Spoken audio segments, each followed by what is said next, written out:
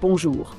Venez nous rejoindre dans la découverte de Grace Uncovered. Ce voyage, mettant en lumière des hommes et des femmes issus de milieux divers à travers le monde, partageant leurs témoignages personnels et puissants qui glorifient Dieu, éveillent les émotions et approfondissent la foi, touchera votre cœur, inspirera votre marche et vous émerveillera en découvrant l'œuvre transformatrice de Jésus dans leur vie. Portés par le respect et l'empathie, explorant la diversité culturelle et favorisant un esprit de communauté et de fraternité, nous mettons en lumière ce qui, jusque-là, était resté caché dans la vie des gens.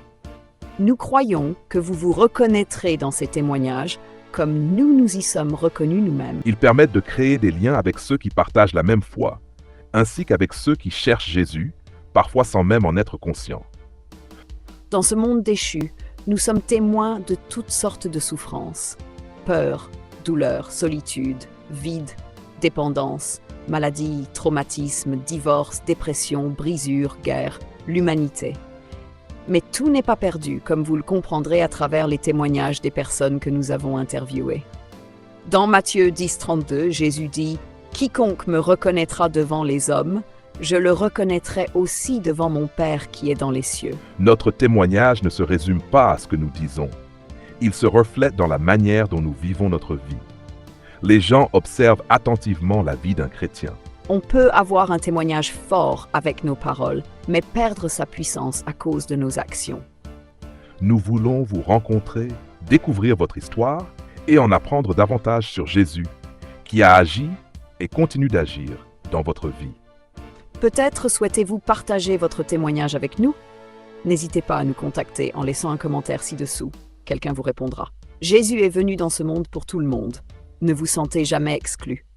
Oui, merci et soyez bénis.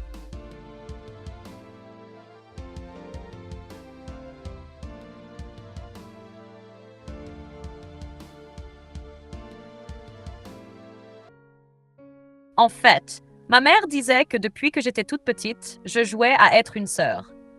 Je mettais un morceau de tissu sur ma tête pour ressembler à une religieuse. Chaque soir, pendant 4 mois et demi.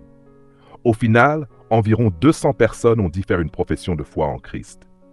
Mais on sait que dans une société musulmane, accepter Christ, c'est rejeter sa famille, sa communauté. Tu seras chassé ou tué. Le docteur a dit que c'était foutu. Mais elle a dit, cette nuit-là, nous sommes venus à l'église. Le pasteur a béni de l'eau et a dit, prends cette eau. Ce que tu crois, Dieu peut le faire. Philippiens 4:6 dit « Ne vous inquiétez de rien, mais en toute chose, par la prière et la supplication, faites connaître vos besoins à Dieu. Il répond, et toujours au moment parfait, car il sait ce qui est bon pour nous. »